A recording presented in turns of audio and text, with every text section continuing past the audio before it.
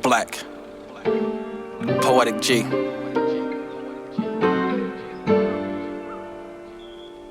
Beautiful love, always. Good afternoon, ladies and gents. I'm the King George. I'm King George. I'm the owner of T.Y.I Productions. I'm the curator of Black 31 magazine. Today, I am on IG Live with a special guest. When it comes to technique, self-defense, it comes to hand-to-hand combat. This is the brother that you should be speaking with. So, listen, without further ado, I want to dive right into the interview. So, without further ado, can we please introduce Mr. Goodman? Mr. Goodman. So, listen, can we please, listen, Professor Goodman. Let's give it up for Professor Goodman. Let's go. Thank you for the opportunity to share my story, man. Not a problem, not a problem. Let the people know, how did the journey all begin? Oh, the journey began. So we talking about the overall journey or the 52 journey? The overall journey. I'm gonna dive into 52, but just the overall journey. Yeah, so as far as from the combative perspective, I grew up in a family of individuals who were into different types of combative arts. Like my mom was a competitive fencer in high school, so the very first thing I ever learned was fencing, Spanish fencing style called La Verdad de Destreza, which does the sword and the dagger. Yes. And from there, I had family members that were, I'm from Brooklyn, so Bed-Stuy. So guys are in and out of prison all the time. I got introduced to 52 at a young age. Being involved in 52 brought me to get involved with Wing Chun. That got me into Kali, and then I ended up in prison for myself for an extended stay. And I started figuring how to put all that stuff together. And I was fortunate at that time, in unfortunate circumstance, to get around some of the individuals who were the creators and the foremost practitioners of 52 blocks. And they took me under the wing, started teaching me a lot of stuff, correcting the stuff that needed to be corrected. It made me a more proficient fighter. Man, that's amazing. That's amazing. That's amazing. Now, before we even dive into 52, right? I noticed that you are the author of several different books, right? Yeah. But one that stands out, and I don't know how to necessarily pronounce it, but we're gonna try it. What is the is it the Dessalinian? The Dessalinian. Yes, exactly. So that book, right? So that book, right? And I noticed that that comes from like a and I get it. That comes from like a Haitian perspective, somewhat, right? Yeah. So are you Haitian also? Oh, not at all. But that Jean-Jacques Dessalines. So this is the thing, right? So shout out to the brother Big Fruit, because I'm about to mention his name, and Big Fruit made this thing possible, right? No doubt. But when we was young, Fruit and all of us started on Rikers Island pretty much together, right? Yeah. And we had that revolutionary spirit in us. And throughout the course of the years of us being incarcerated, they tried to break that. They never broke it. So when I learned about the story of Dessalines and his involvement with the Haitian Revolution, I was like, yo, that's us. Right? Yes. That we embody that spirit. Like, he breathed through us. So when I started putting together this like systematizing 52, the first thing came to my mind was Dessalines, because when you get into like the origins of 52 and stuff like that, you find that it has roots in slavery. So that revolutionary spirit was always part of who we were as a people, right? So one of the best ways to express that was to make sure that the world was aware of Dessalines, right? This is a revolutionary fighting system. It has ties or roots in revolutionary people. That's who we are. Wow. And I did some research on Dessalines, and it's like what I researched, it said it is like a French saline, and it stands for salt work. His name means, you said salt work? Like salt work, like because when you talked about the Dessalinian combative perspective, right? I had took back the origin to basically the old Haitian leader. What's his name? His name is Jean-Jacques Dessalines. Yeah, Jean-Jacques Dessalines. Yes, and it was saying that the French saline, it meant salt work. Yeah, absolutely. Absolutely. Yes, Yeah, yes, yeah, yeah. But again, man, like I said, so for some reason, right, there's always this retelling of history that makes it seem like we were these docile people during our captivity, and it kind of erases the fact or glosses over the fact that many of our people rose up in revolution, they revolted on slave plantations and stuff like that. And when you think about the type of mindset that goes into something like that, right, yes, it's the yes. mindset of survival, right? Because if you revolt without a concept of survival, you're not committing a revolution, you're committing suicide, right? So Yes. there has to be a proper mindset to go along with that, a methodology that goes along with that. So that right there encapsulates the spirit of 52 blocks, right? In point of fact, there's a quote from Jean-Jacques Dessalines. It's probably my all-time favorite quote.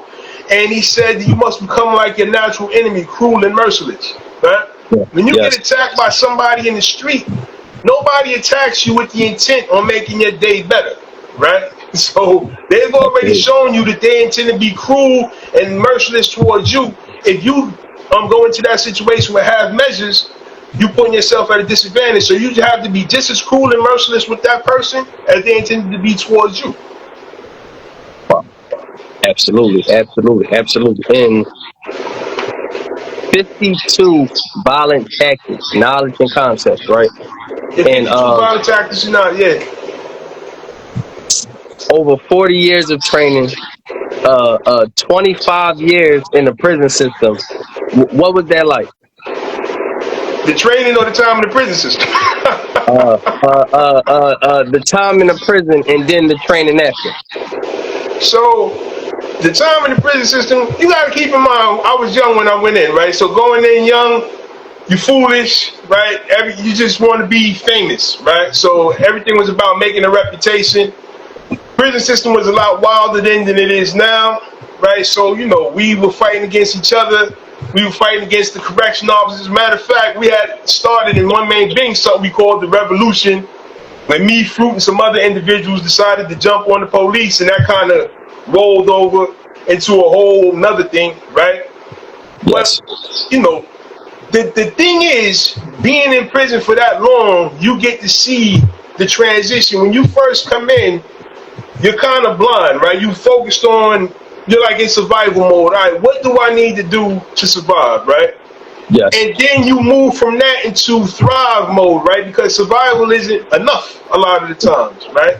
So now, once you realize survival is not enough, you get into that thrive mode. What do I need to thrive? What do I need to do in order to be on top of this situation?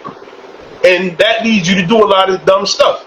But then you start to mature, and especially in prison, you got a lot of older, in that time anyway, you had a lot of dudes that had been B.L.A., Black Panthers, and so on and such, who took the time to teach younger dudes like us, or the younger dudes that we were at the time, about history, about the struggle. Yes. And as you start to mature coming up under that and seeing, you looking back on the young dudes and like, damn, I was like that. You start to realize where you made your mistakes, and you start you become the old timer to those guys that the old timers were for you, right? Yes. So it's a whole thing about growth, but you got to choose to grow, right? Because you got dudes, this antique teenagers we used to call them, right? They're older guys, they still want to run around like they're 21 years old. Yep. So that's the thing, man. That's the truth. That's the truth. That's the truth. And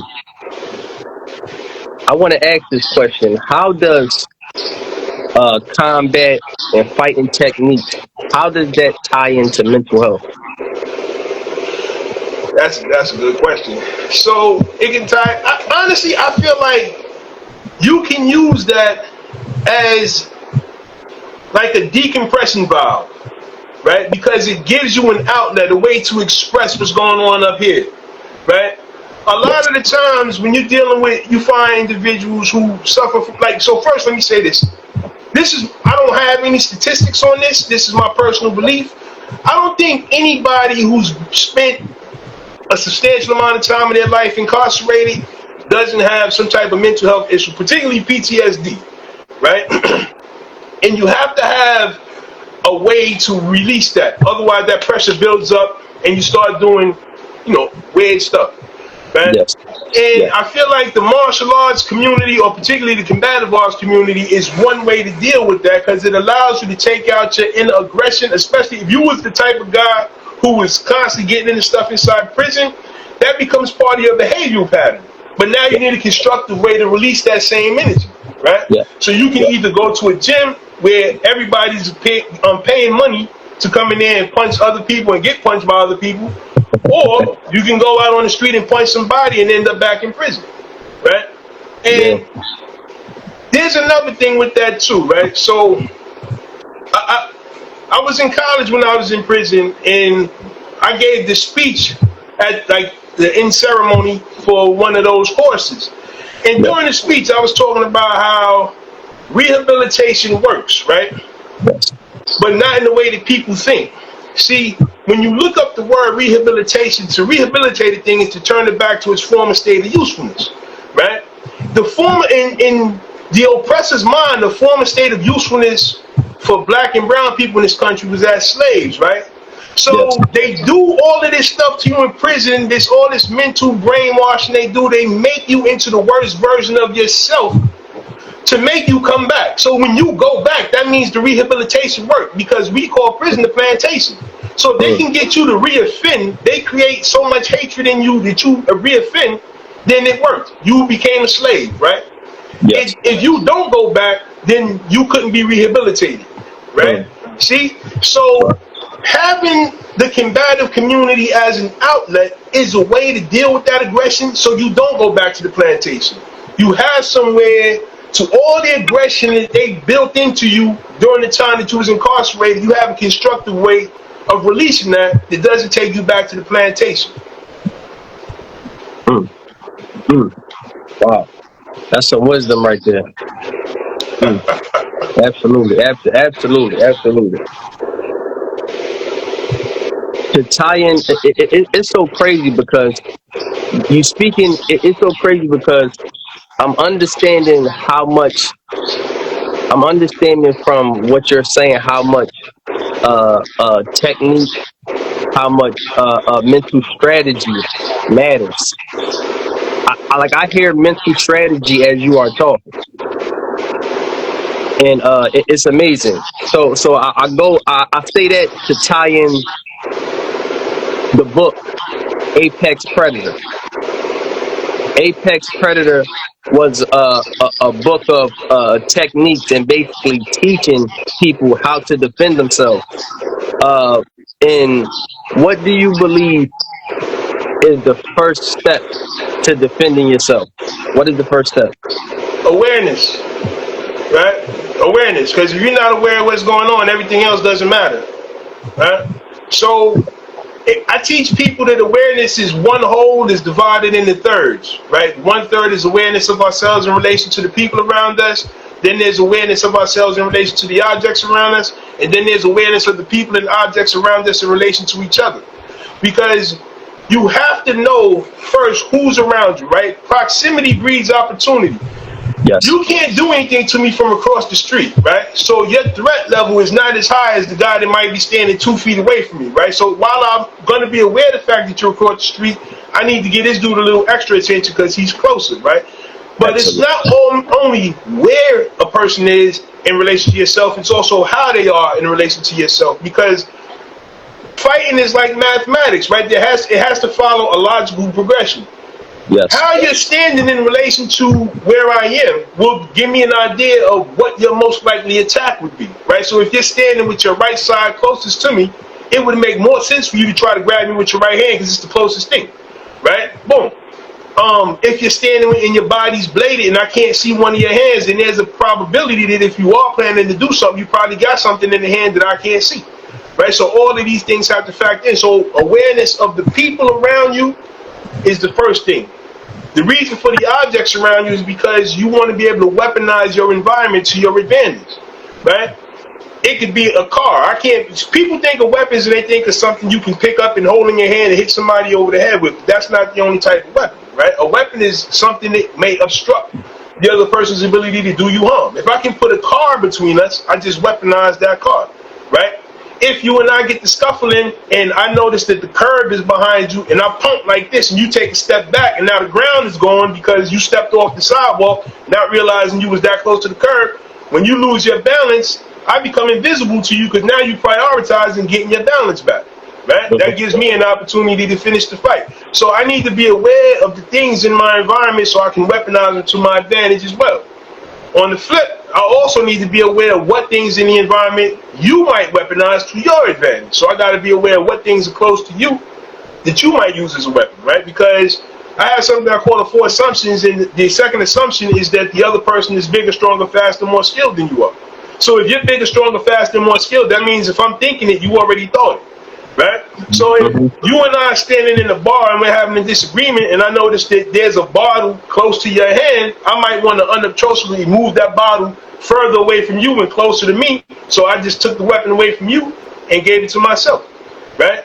So these 3 things, awareness is at the root of any ability to protect ourselves from harm. Right? Everything else after that is secondary. But that's the primary thing right there. Absolutely, absolutely.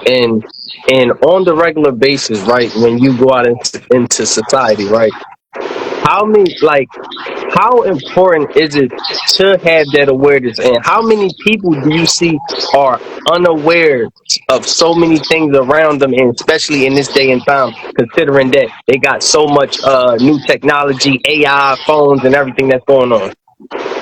And most people, man, it's so first. All right, so this is part of why I called the book "Becoming the Apex Predator." Right?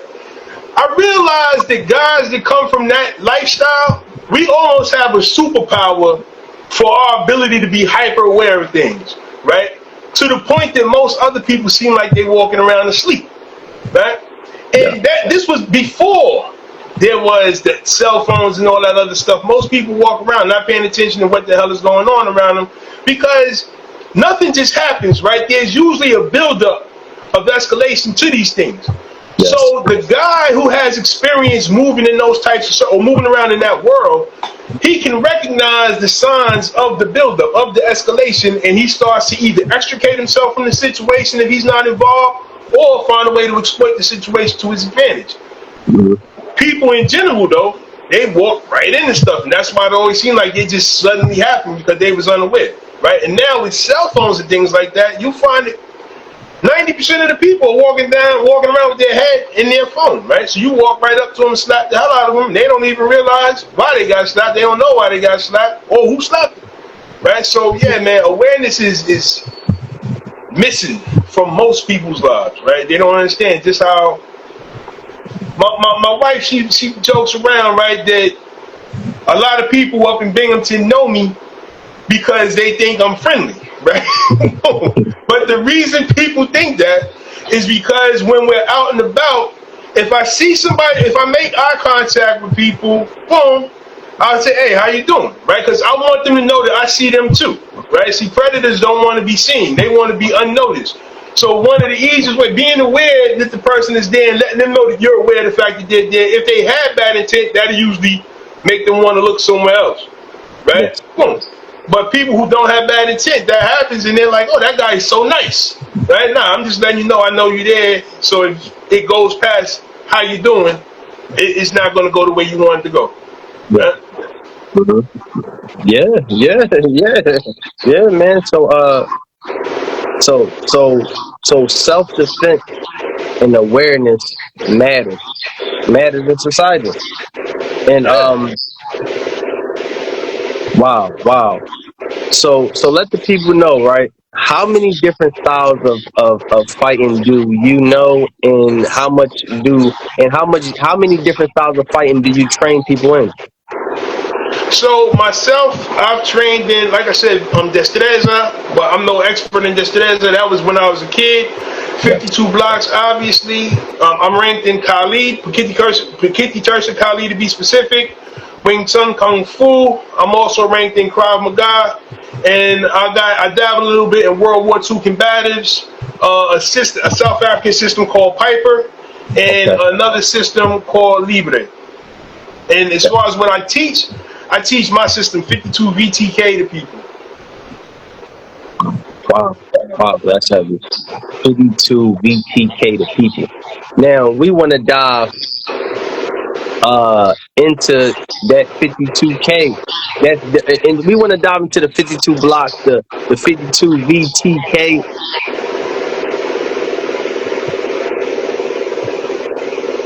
What is the most important thing that you believe is the most important rule that you have within the 52 blocks of VTK? The most important rule? Yes.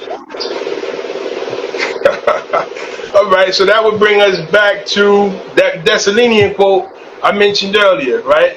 You must Yes. become like the natural enemy, cruel and merciless. So, the most important rule to me is this. There's 3 phases of a fight, right? There's the before, the during, and after. Yes. Mercy and compassion are for before, when you try to de-escalate the situation, and after, when you make the 911 call and let them know that there's a mess on the floor that needs to be cleaned up. But in between, you can't be merciful. There can't be any mercy. There can't be any compassion. You got to be ruthless in that in between. Because if you're not ruthless in that in between, you're probably going to lose, right? And you can lose a lot. You might lose your life. Like one of the examples I give people is that, and I find that this is a great motivator for people, that don't think that the person standing in front of you wants to hurt you, right? Because if you die, then it was painless. You're not going to feel anything once you're dead. And if you end up in the hospital in a coma or something like that, you might not be dealing with any pain then. But who he's really hurting are the people who care about you, right? Because there are people who depend on you to come home every day. And if this person stops you from getting home, you're not there for those people anymore. That's going to hurt them more than it hurts you. So to stop this person from hurting the people you love, you have to stop this person, right? And the only way to do that is to be cruel and merciless in that situation. Wow. Wow. Wow. Wow. Wow. That's amazing. That's amazing, bro. That's amazing.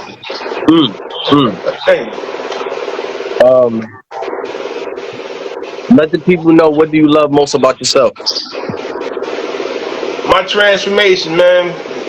Being able to be a father now, a husband, right? Being able to be a teacher, being able to take the lessons of a violent past and use them for something constructive to help people not be victims of violence in the future. Absolutely. Absolutely. Absolutely. And to ask another community question, right? Do you believe the tactics and the skills that you teach, right, can save the life of the young youth that we see today that indulge into so much gun violence? Absolutely. I believe it can do that in several ways, man. Right? So, I mean, the first being that it helps them develop confidence, right? A lot of times you find dudes get into nonsense trying to prove something to themselves and to other people, right? But when you're confident in your ability to do violence skillfully and effectively, you no longer feel the desire to have to prove anything to anyone, right? So there's that. The other thing is giving them something constructive to do with their time, right? You know, we're men. We got this testosterone going through our system. That makes us more aggressive, right? So that aggressive energy has to go somewhere. It needs a channel. It needs to be funneled into something. Yes. Having combatives can help you funnel that thing, gives you a way to channel that into something that's constructive and beneficial to you, because it's a skill that you learn that you can share with other people. If you have children, you can teach it to your children. That may help them. Bully-proof your children, right? If you have a wife or your girl, you can teach her. It makes her less likely to become a victim, right? And just for yourself, it makes you feel better about yourself. I think most men have a grossly disproportionate belief in their ability to protect themselves, right? And I think that when you actually realize that you can protect yourself, like I've trained people and asked them, like, if the you now fought the you from a year ago, who do you think would win? And I've not had one person say, the old me could beat the new me. Everyone is always say, oh man, the new me would kill that guy, right? Yeah. Because you're forced to realize, like, I really didn't know what I was doing before. I know what I'm doing now, right? So that confidence that comes with that, that's a major plus. So much wisdom. Let's go. So much wisdom. Absolutely. Absolutely. And but before we even go any further, listen, we gotta have a part two to this. I don't even want to spoil you. I don't even want to spoil you anymore. We listen. We gotta pause here. I want to bring you on for part two. Part two, I want to dive into some deep depths of fighting techniques, into deep depths about the book, into deep depths about you yourself, and and what you love to bring to the people. So it's so much to talk about. It's so much to speak about. Listen, I thank you for coming on today. Listen, Thank you man. for having me, man. The wisdom that you gave people was everything. But listen, y'all, this is just part one. Yeah, so it ain't over. This is just part one. So part two is gonna be this week. It's coming this week. Listen, and it's gonna be a whole lot longer. It's probably gonna be like 2 hours, y'all. Listen, it's gonna be deep in depth. So listen, I appreciate you, brother, for coming on, and let the people know where can they find you at. You can find me at 52_ VTK on Instagram, at 52 VTK on YouTube, and 52 Ways to Strive on Facebook. Oh man, let's go. Let's go. Listen, y'all. We appreciate y'all. Listen, we just tapped in. Listen, with Professor Goodman. This brother is teaching some real tactics that we need to know for the people in the hood, just for the people to be aware. Young children. Listen, I'd say man, woman, and child. So listen, tap in with us each and every week. Go and follow this brother at 52 block VTK, 52 underscore VTK on Instagram. Yep, 52_ VTK. Absolute. This brother is teaching real techniques that can teach us to stay aware, to stay definitely awareness matters. To stay aware, to stay on point always. Because what the old heads always said growing up to me, stay on your P's and Q's. So this right here, these techniques right here teach you how to stay on your P's and Q's. So listen, each and every week, y'all tap in. We could have your favorite fighter. We could have your favorite instructor. We could have your favorite trainer. Listen. We could have your favorite football coach. We could have the little girl with the lemonade stand down the street, or it could be you. So listen, we are the platform of truth. We are the home of the champions, and we are the place where we uplift man, woman, and child. Peace and love, y'all. One. Peace. Appreciate you, brother. Appreciate you too, beloved. When you spent your time in prison, how were you treated in prison by the system, by other inmates, and by the guards? So by the system, overall, atrociously, man. They treated us like we were subhuman. We used to say, like, we called the prisons the plantation, and a lot of them correction officers had slave master wet dreams, man. They were trying to live out their slave master wet dreams, and as far as they was concerned, we was there for their recreation. Now that's not all of them, right? You had a couple that was, straight up guys, where even if it was just that they only came in to do their 8 hours, what their job required, and that was it. But the vast majority would be the guys who come in and whatever frustrations they got from the house, they bring it into work, and they use work as therapy. Right? So yeah, that was the thing, man. I don't have a lot of good things to say about most correctional officers. There were few, but overall, nah. Right? The abuses, they would kill dudes, man. Right? I remember, man, being in Orleans, we had a situation with the correction officers. It was in the wintertime, and like in the box, in Orleans box, anyway, the old Orleans box, to open up the window, they have this knob that you have to turn, but you got to get the knob from the correction officer. When they moved me into the cell, the window was wide open. There was no mattress, so it was just a steel slate that we used to sleep on, right? Because they didn't give me the mattress. I didn't have any sheets, nothing in there. They put me in there butt ass naked, and every couple hours they would come by with a fire hydrant. I'm not a fire hydrant. What you call them again? The fire extinguisher, right? and spray me down. So you got me in the cell in the winter, window wide open, with nothing to cover myself with, and you making sure I stay wet. They're trying to kill me, man. They're trying to give me pneumonia. Man. Damn. Boom. You know. So yeah, that was the type of conditions you had to deal with in that environment right there. And that was why there was some of us who fought back, right? Like in that incident right there, I was in the box for fighting back, right? Trying to protect another prisoner who, in the end, decided he wanted to side with the correction officers and testify against those of us who tried to help him. Right? But yeah, I remember on Rikers Island, me and one man Bing, we started this thing called the Revolution. Me, Fuquan, Hamo, World, Woodchuck, Lakey, Spank. It was like a bunch of us. And one correction officer had hit Hamo with a stick. We all just went crazy and started fighting the correction officers, man. And I don't think they anticipated that because we were all young. We were kids at the time. Like I said, this was in C-74. Yeah.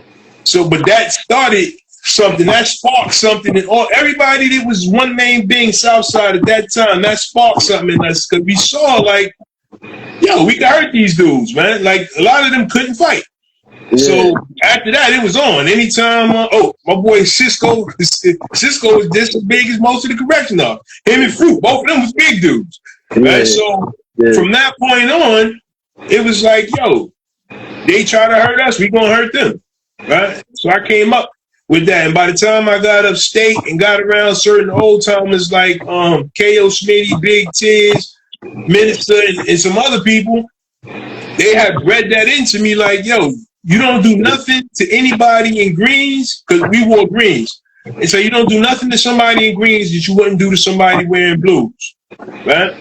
Boom. And that was the thing. Why would I hurt you more than I hurt this other person when you're not the one keeping me here, you're not the one holding me away from my family, and you're not the one abusing me, messing with my packages, ripping up my mail and all this and that other stuff. You're going through the same struggle I'm going through. Absolutely. So if I'm willing to hurt you, I should be twice as willing to hurt this dude. Right? Yeah. So that's that. As far as among other prisoners, yeah, it was cool. Like, and I don't mean cool like we was all in there holding hands singing Kumbaya. Prison, I tell people all the time that the prison environment is one of the most respectful environments you'll find anywhere in the world, right? Yeah. Because prison is a place where action has real consequence. So the things you do and the things you say, you are going to be held accountable for. And a lot of times that accountability comes with violence attached to it, right? So you'll find that guys, even dangerous dudes, tend to be respectful because everybody knows that you can have an off day. You're not going to always win. Exactly. And that one time you lose could be the time you also lose your life. Like I got scars, man, right? I didn't always come out on top. Right? It's just the reality of the situation.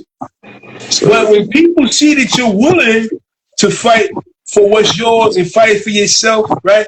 People see that you're loyal to your people. You gotta be a stand-up dude. That's what it all comes down to. When you're a stand-up dude, other stand-up dudes respect you, right? And they're always gonna be suckers who feel threatened by stand-up dudes who every now and again you may have to put your hands on somebody or put a knife in somebody or run a razor across somebody's face and neck. Yep. That's the reality of the environment. But overall, if you're a respectful stand-up person, you are dealt with respect and in a stand-up manner. Respect that. I respect that, brother. Seriously. That's heavy. That's heavy. Wow. When it comes to gun violence in the community, right? Do you believe that? Because I know we spoke about it before, but I also want to just elaborate just a little bit more on that gun violence. And we know a lot of things are planned. Right, a lot of things are planned. A lot of things are. But what do you believe is why does so many young children have access to firearms in America today. More than any time ever and before. We have young children have access to firearms that's lethal. Well, it's like you said, things are planned, right? Like, I mean, we can. The answer to that question starts back in the time of Marcus Garvey. When we look at who was Marcus Garvey's power base, right? Yes. The nuclear black family. Back in them days, the mother and father were in the household. Either the father had the job and was taking care of everything, or both parents worked, right? Mom was usually a school teacher or a nurse or something. The dad did something else, right? Yes. When we look at, go past that, Medgar Evers, Martin Luther King, and Malcolm X, their support base was the nuclear black family. One of the reasons that was able to be a thing was because the accessibility of jobs. If you go back and check, you'll find that there were factories in major cities in America, right? So the industry in America was a huge thing, and a lot of black people filled those jobs. But the people at the top, they're not stupid, right? Because again, it's not a color thing, it's that thing, right? See, if they keep you fighting this way, we'll never get anywhere. But when you start going this way, the fight starts going up, that's when you start seeing results. So the people up there, they understand that. So they saw like, okay, cool. These people were causing a problem. They was riling up these black folks, making them feel better about themselves, right? Teaching them that they're smart. Because the reality is that nobody who's honest can deny our inherent intelligence, our inherent, like, we just good. We excel at everything that we do, right? Yeah. Everything that we put our mind to, we excel at that thing, right? Like, there are inventions that are used every day that were created by black people that racist people who say black people can't think don't even know that black people made those things, right? Yep. So, but again, the people at the top, matter of fact, it was either Cat Williams or I can't think of this other dude name, but it was a comedian that said that we forgot who we are, but our enemies never forgot who we are, right? Yep. And so they need to keep us suppressed, right? So what we need to do, all right, to make sure that they don't have any more upstarts like the Martin Luther Kings and Malcolm X's, the first thing we need to do is destroy the nuclear black family. Because remember that when what the fuck was it called? The New Deal. When the New Deal was enacted, black people didn't have access to it. That was exclusively for white folks. Yep. The housing projects initially was for white immigrants coming into America so they could have some place to go, right? It was the New Deal that made it so that they can go move to the suburbs and stuff like that gave us access to those projects. Yeah. So now, welfare, because welfare was originally created for white people, right? Yeah. We didn't have access to it. When they gave us access to it, when it was just for white people, there weren't no stipulations on it. When they started giving us access to it, they started putting stipulations on it. You can only get it if the father isn't in the household, right? So now you took the factory jobs out of the community, and then you say, all right, we'll help you subsidize your finances, but the only way we'll do that, the father can't be in the household. Wow. So you just destroyed the nuclear black family, right? The father's not there, and that's a page straight out of the Willie Lynch manuscript, right? Where he say you take one nigga slave, have him get 2 female slaves impregnated, and then you make sure that he's never around. That leaves the women to depend on themselves, right? Boom. And then when the women have children, if one has a boy and one has a girl, they'll raise that girl to be mentally strong so she can hold the family together, but physically weak so she never deny or resist master, and raise the boy to be mentally weak so that way he doesn't know enough to rebel, but physically strong so he can do the work to make master happy, right? Boom. So that whole thing, taking the father out of the household and making the family weak and dependent on the mother, was a page straight out of the Willie Lynch handbook, right? So then we go from that to how we need to make them weaker, right? Because even with that in place, the Black Panther Party came up. So they're like, all right, we're not doing enough. So taking the jobs out of the community and breaking up the family, that wasn't enough. We need to do something else. So dope start coming into the community. Then crack after that, right? Boom. And then with that, because now you take the resources away the legal financial resources, and you make illegal means for individuals to get money. Dudes have families, right? You grow up, you see your mom struggling, because remember, they already took the dad out the household, so now you see your mom struggling, and you're like, I'm tired of seeing my mom struggle. I got to find a way to get some money. Boom, dude on the corner, you see this dude driving nice cars, nice clothes, all that stuff. You want that too, so you start doing what he's doing, right? Yes. Now they got a reason to put you in jail, right? Because remember, you can only be made a slave in America for punishment of a crime. That's in the Constitution, right? So now you get the slave back on the plantation because now they got virtually free labor from with all these prison industries. Prisoners work prison industry. That means they don't have to worry about the life insurance, yes, health insurance. They don't have to worry about the pay. None of that for these people. They don't have to worry about giving them a fair wage for housing, food, expenses, nothing. The state is going to take care of all that, right? Wow. Boom. Wow. So you basically put these guys back on the plantation. Now, we need to make sure the ones who don't go to prison, we need to make sure they never become a threat. Because when you think about a guy who's running a successful drug organization, he's essentially running a Fortune 500 company. So if that guy had an opportunity to get his money and flip it and become legit, he becomes a threat to the people at the top. So we need to make sure that that doesn't happen.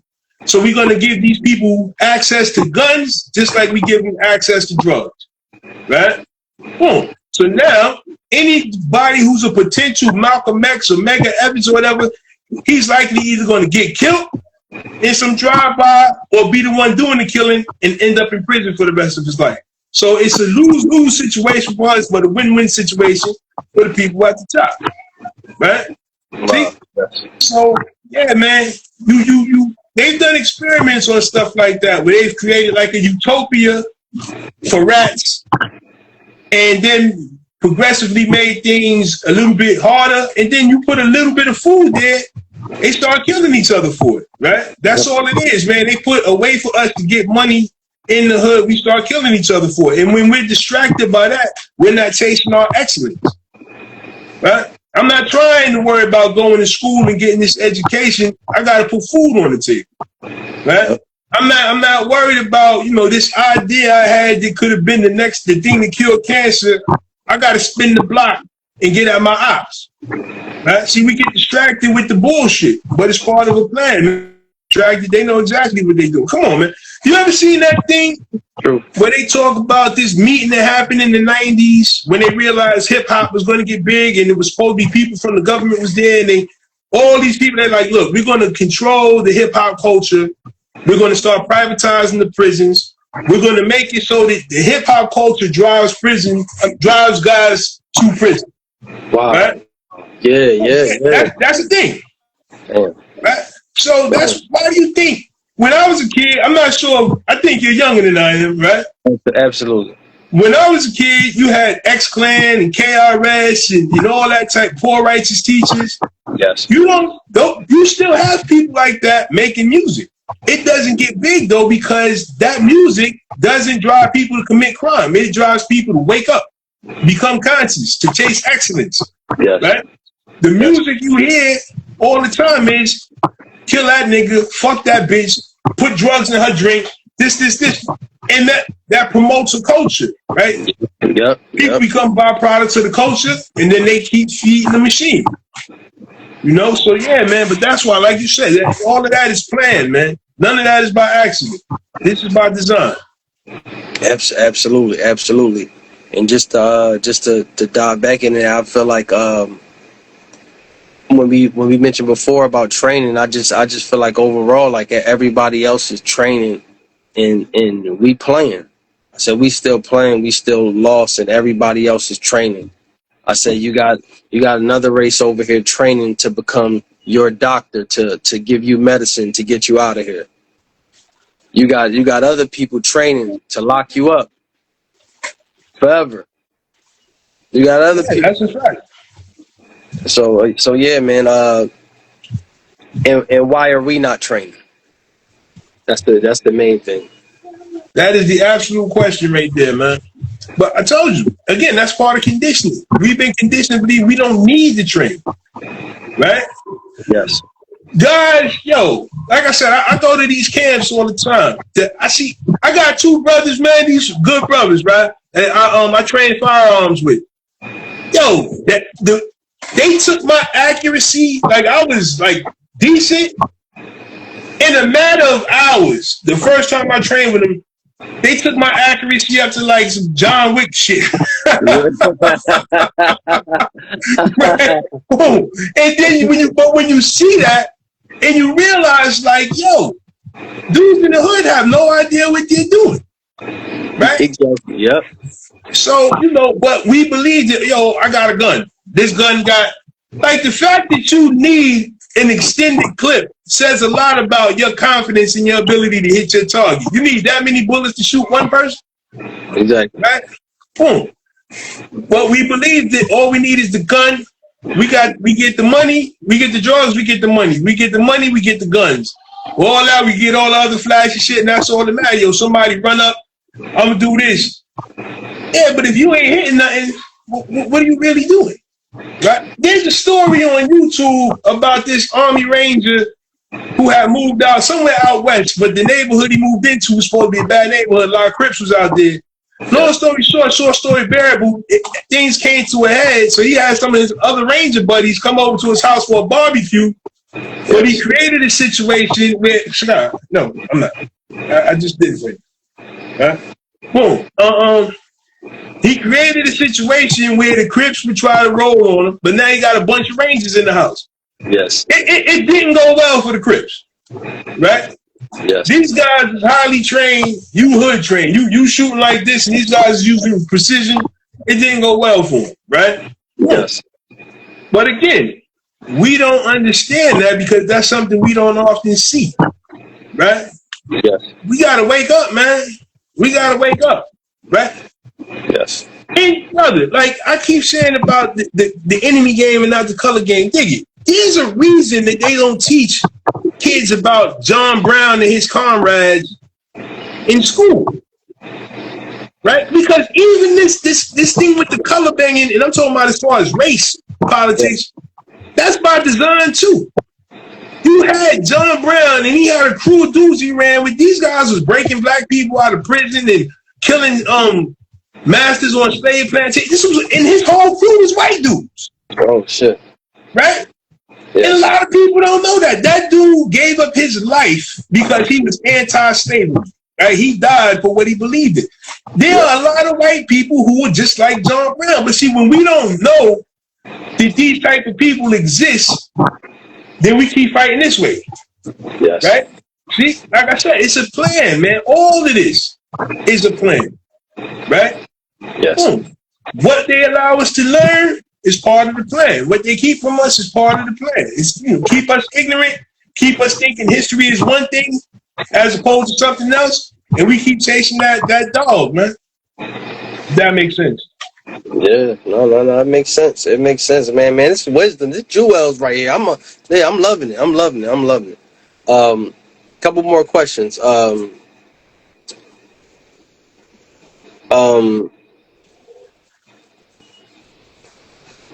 How important is it to value family in these times that we live in? Super important, man. And I think both families, right? Because one thing I learned in prison is that just because somebody's your blood relative don't make them your family. I got brothers that I did a lot of time with that are more family to me than some of the people I share DNA with, right? Absolutely. So, your family is the people you care about who care about you. So you got to care about, right now, your home base, your blood relations, the ones that show themselves to be family, them, and equally the individuals who, y'all share a spiritual DNA, right? Y'all share a common thought DNA, a common ideal DNA, right? Yes. All your family, whoever you consider family, it's important because, man, things are getting dark in this country.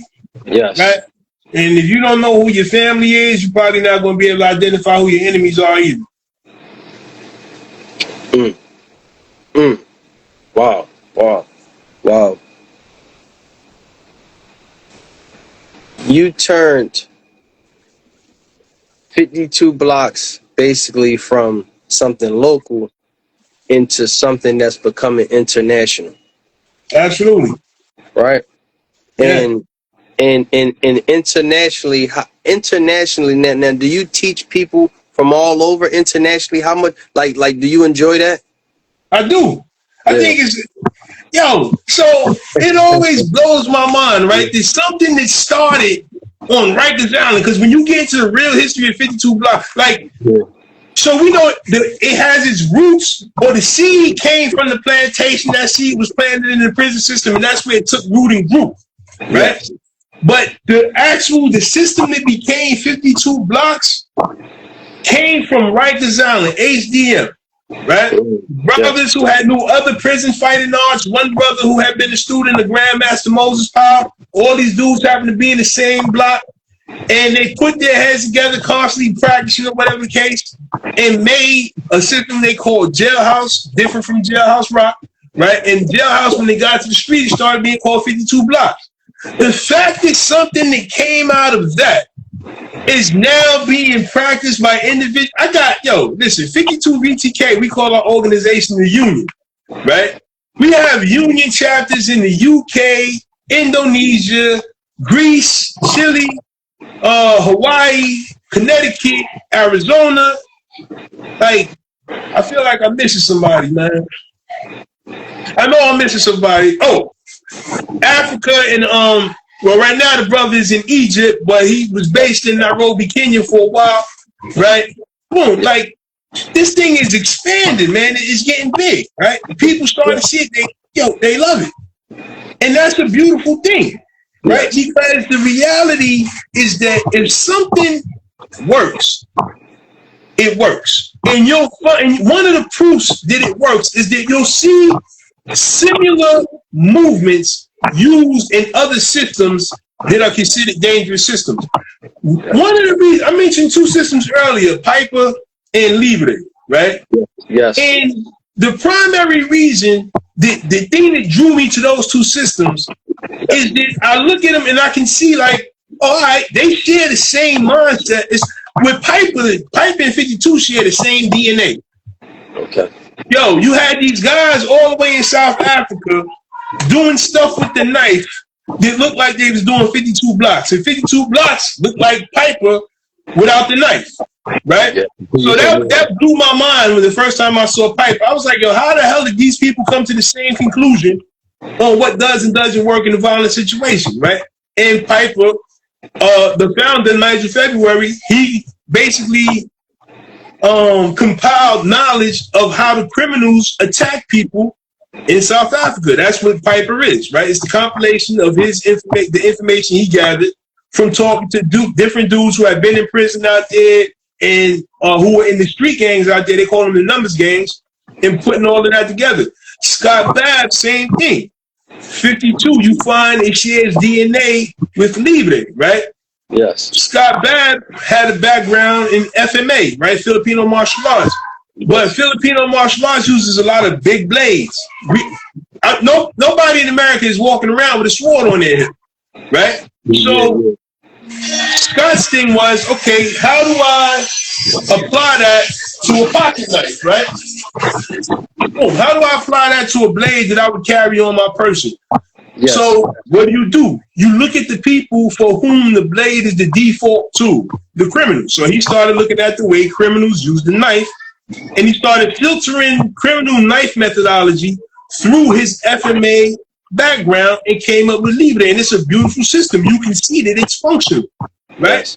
Yes. So, and other people who practice other systems, they look at 52 now, because before, like I said, the people that was doing 52, people were looking at it and like, the guys who were serious about violence was like, yeah, that's not going to work for the shit that I do, right? But they look at VTK and they're like, okay, that looks like something that survived prison. That right there looks like something that a dude that's serious about violence could do, right? Boom. And they can look at it and juxtapose it with other systems did a gear toward efficient use of violence and say, like, yeah, you can see where this fits in. Right? So that's what separates 52 VTK from other 52 systems. We're authentic, man. This is the real thing, right? I'm not. This ain't a shot at them brothers, right? And, you know, if they take it that way, that's cool too. I don't give a fuck, right? But the reality of the situation is, this is authentic. This is where it comes from, where 52 comes from. Yes. It was used for the thing 52 was used for, right? Yes. Not dancing around, standing, going rounds with people, but trying to end the fight as quickly, efficiently, and brutally as possible. And that's what people who are serious about violence want. They want to be able to end the fight quickly, because in the ring, I know who I'm fighting. I know how long we're going to be fighting. Like the maximum time we'll be fighting for, because there's a set amount of rounds. I've had time to research this person. I know that there's only 2 other people in the ring beside myself, and one of them is there to make sure I don't get hurt. On the street, you don't have that luxury. So I can't spend 15 minutes fighting with you and then have to turn around and fight your other 5 homeboys at next, right? And the reality is that those 5 dudes probably not going to stand there and wait for me to finish with you anyway. So I need to be able to start getting you guys out the way as quick as possible, right? I still need to have energy to extricate myself from the situation afterwards, because, again, I don't know what all the threats are. So the easily identifiable threats, I want to mitigate those first and try to get the situation if I can. That's what 52 was in the prison system, man. Deal with this threat and get the fuck out of Dodge before the CO get on the chair and I end up in the box. Deal with this threat and get the fuck out of Dodge before this dude homeboy come with the ice pick and put it in my kidney or in my lung or in my neck. Right? Yeah. Boom. That's what violence is, man. And that's not saying it like MMA and all that isn't violence, because anytime somebody is hitting you and it hurts, that's violence. Right? Yeah. But that's controlled violence as opposed to uncontrolled violence. Right? And there's the difference, man. So, you know, the fact that people around the world, who most of the guys that I train right now, I don't think I have any students who have never trained in anything before. Everybody that trains with me has trained in other systems, right? Some of these guys that train with me are military guys. A couple of them former special force types, right? So these guys, they see based on their background, if it was bullshit, they would look at it and say like, yo, that shit is crap. I'm not fucking with that, right? But hold on one second. Come in, Eric. Right? But they don't. They look at it, they see it, they view it through the lens of their prior experience, and they say like, all right, cool, this I can use. There's a reason that most of them have never trained 52 before training VTK. And again, 52 VTK is still relatively the new kid on the block. You got guys who've been doing this 52 thing out here since like the mid 2000s. That's right. Have a seat, brother. Right, since the mid 2000s. And again, like I said, people ain't trained with them guys. The guys that train with me never trained with none of them guys. They waited for me. They wanted to see the real 52. Right? When the real 52 got out here, they was like, all right, cool. That's what I was waiting for. That's what I'm looking for. I'm gonna holler at this brother. And like I said, we've grown, man. So from the prison system to the globe now. That's heavy. That's heavy. So what you're saying is we looking at the real life equalizer right now. Yo, you know what's funny? I did another podcast called Winging It, and I had showed the brother something. He said, man, you missed him a call, man. Right? The real life equalizer, man. Absolute. I take that. Absolutely, man. I respect that so much. So, what is that overall message that you have to say to all people about self-protection? Because you taught me something in this interview, and it's no longer self-defense, self-protection. What's that advice? That advice would be, man, understand that you're worth protecting. Understand that the people in your life that you value are worth protecting. And then understand that the only way to be able to protect them is by training to do so. Stop drinking the Kool-Aid, man. Don't believe that just because you see red, you can deal with every threat, because you probably can't, right? So get the proper training so that way you're in a position to do what needs to be done if the situation ever arises. And if you really want to get there, 52 VTK is the way to go, man.